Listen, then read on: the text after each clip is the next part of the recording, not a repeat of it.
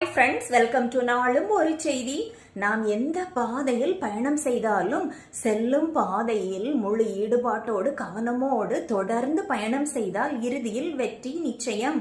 மூச்சடக்கி கடலில் மூழ்குபவர்கள் மட்டுமே முத்துக்களை அள்ளிக்கொண்டு வெளியே வர முடியும். அதை போலத்தான் இந்த கதையிலையும் ஒரு மளிகை கடைக்காரர் இரவு நேரம் அவரோட கடையை மூடிக்கொண்டிருந்தார். அப்போ அவர் கடைக்கு ஒரு நாய் வந்து நின்னது.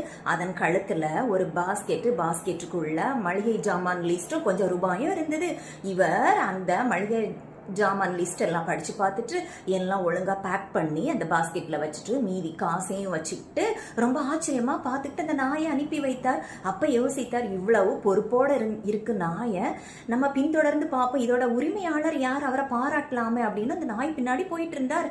இந்த நாயும் சரியான பஸ்ஸை பிடிச்சு ஏறி ரோடெல்லாம் பக்குவமா கிராஸ் பண்ணி ஒரு அடுக்குமாடி குடியிருப்புல போய் காலிங் பெல்லாம் அடித்தது. உடனே வீட்டுக்காரன் கதவை திறந்துட்டு வெளியே வந்த உடனே இந்த நாயை கண்டவன் அவன் எரிச்சல் அடைந்து டபார் அந்த நாய்க்கு தலையில ஒரு கொட்டு வச்சுட்டு, உன்னை எத்தனை தடவை சொல்றது, வெளியே போயிட்டு உள்ள வரும்போது காலிங் பெல் அடிக்காத, நீயாவே திறந்துட்டு வான்னு சொல்றது, சொல்ல புரியாதா அப்படின்னு சொன்னா. இந்த கடைக்காரருக்கு ரொம்பவும் ஆச்சரியம்.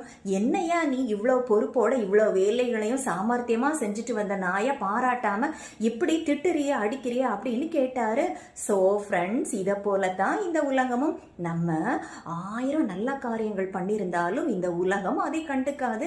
நாம் எதை செய்யாமல் விட்டோமோ அதைத்தான் சொல்லி திரும்பவும் காமிக்கும். நாம் குனியத்தான் நம்மை கொட்டி கொண்டிருக்கும். சோ நிமிர்ந்த நன்னடையாய், நேர்கொண்ட பார்வையாய், யாருக்கும் அஞ்சாத ஞான செருக்கும் உடையவராய் நிமிர்ந்த நடை போட வேண்டும். எதை பற்றியும் கவலைப்படாமல் இந்த உலகம் 1000 சொல்லட்டும், நமக்கு எது நல்லதுன்னு படுதோ அதை செய்து கொண்டு முன்னேறி செல்ல வேண்டும். கடைசியில் இறுதியில் வெற்றி நிச்சயம். இந்த குட்டி கதை உங்களுக்கு எல்லாம் பிடிச்சிருந்ததுன்னா சப்ஸ்கிரைப் பண்ணிக்கோங்க. தேங்க்யூ.